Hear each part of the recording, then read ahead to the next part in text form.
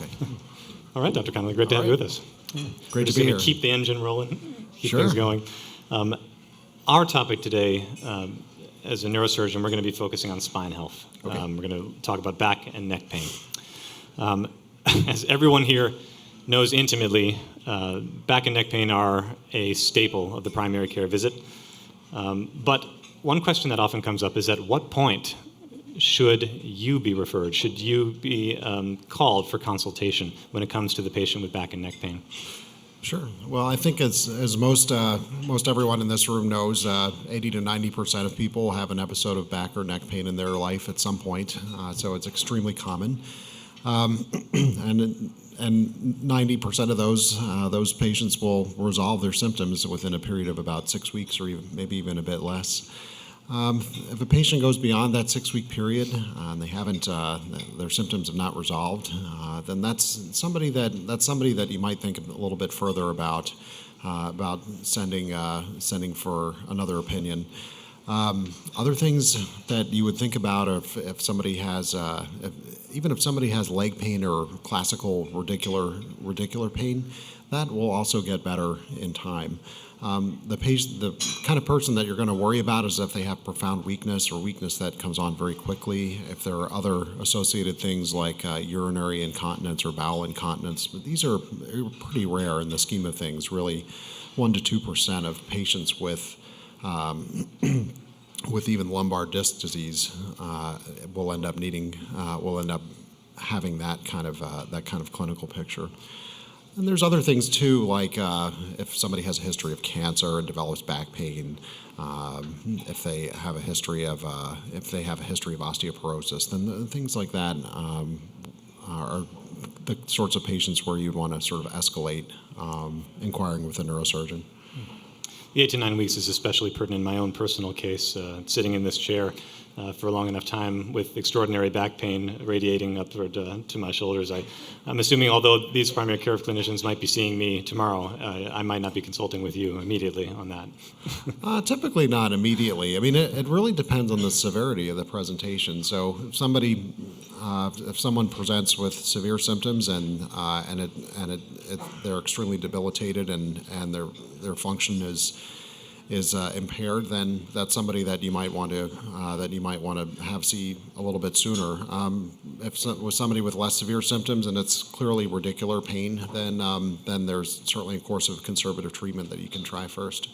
I can tell a story. When I was 23, I had a herniated lumbar disc, and it was pretty miserable, right, for about a month. But then it did actually start to get better on its own. Combination of steroids or non-steroidal anti-inflammatory medication, touch of a little Tylenol 3, and things got better. So, I mean, that's usually the story of how things go. Why don't we go to the other story then, the surgical side, the surgical solutions that you offer or that patients are presented with. What are the different types of surgical options out there for patients that are coming in with neck and back pain that require your consultation? Yeah, I think it has a lot to do with, there's really a number of different categories, and a lot of times it varies with age. So for younger patients, say up to 50 or 60, between 20 and 60, the most common thing you're going to look at is somebody with a herniated disc that's causing compression of a nerve and causing radicular symptoms, plus or minus back pain.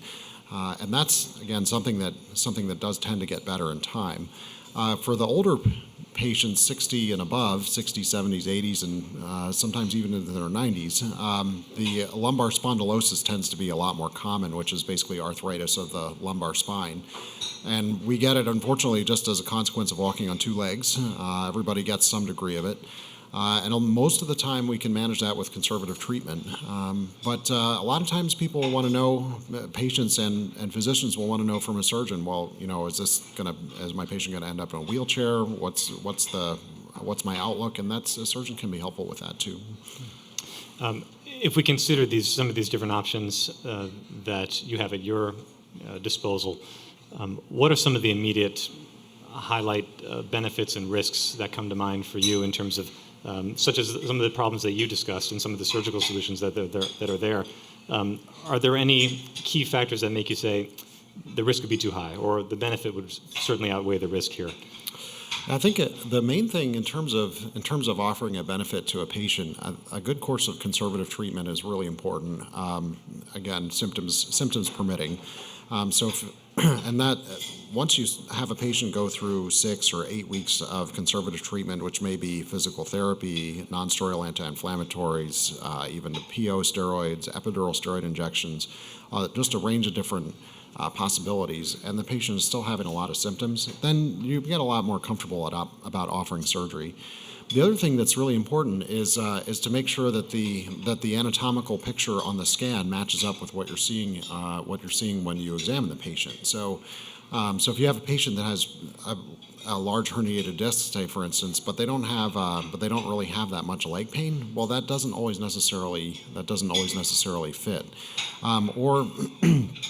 or if you have somebody who has a mismatch. So let's say they have a herniated disc on the right side, but most of their pain is on the left. Well, then that's something that gives you a little bit of pause too. And it's not that you wouldn't consider doing surgery for that, but it's something that you definitely need to talk to your patient about. Where, hey, there's a mismatch here. Your symptom picture and your physical findings are not perfect. So those are things that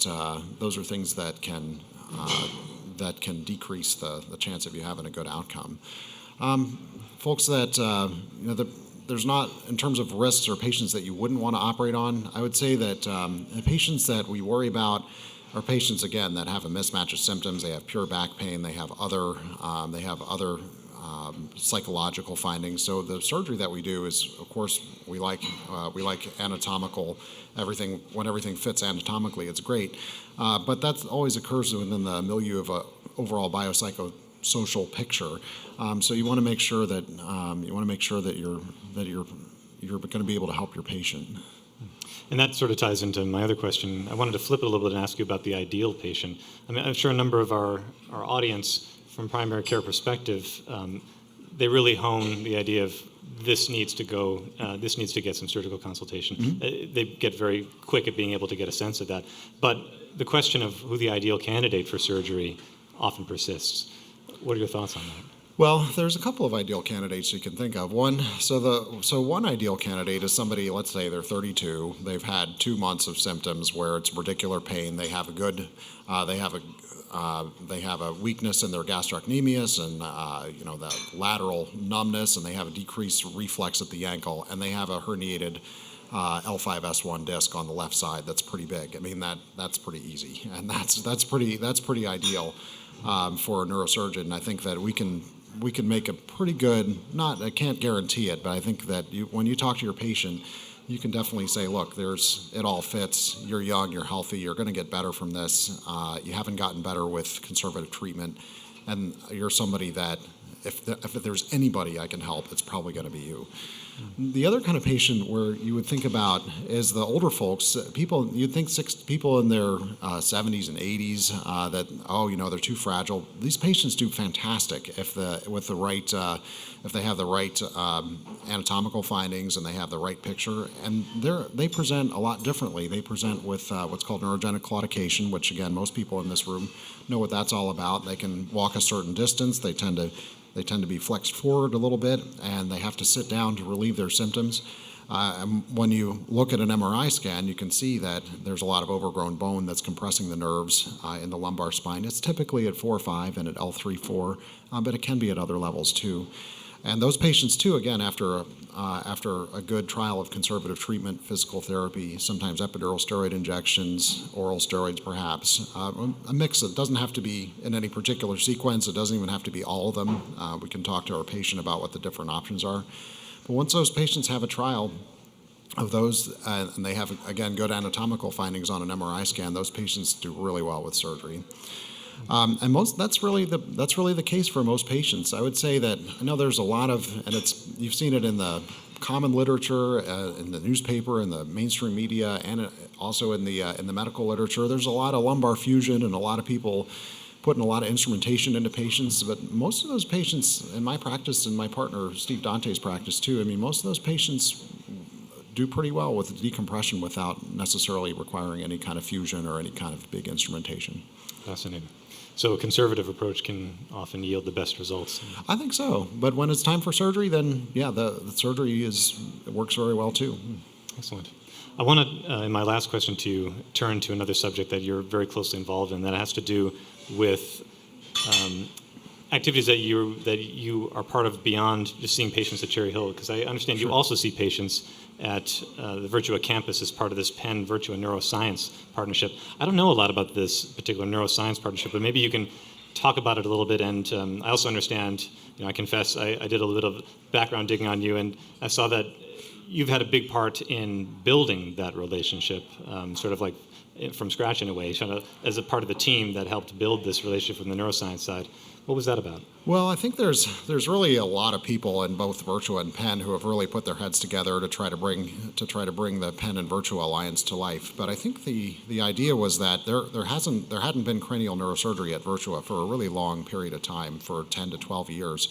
And that's something that they really wanted. If you look at cranial, there's a lot of people doing spine surgery in suburban New Jersey, but for cranial neurosurgery, in suburban New Jersey, it's a bit of a desert, if you will. They of course do cranial neurosurgery at Cooper and across the river and at the shore. But if you look at where, there's a lot of people. There's several million people that live here, that live right around us, and so we wanted to be able to provide that service. Virtua needed some help in bringing that to life, and Penn, of course, there's been Penn neurosurgery for over 100 years, so it's something that we were able to do very well.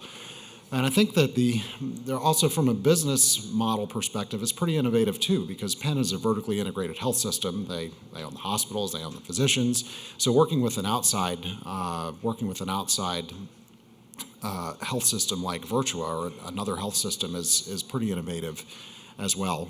So there's all kinds of people, physicians, advanced practice providers, all kinds of administrators, horizontally working with each other between Penn and Virtua to bring this to life.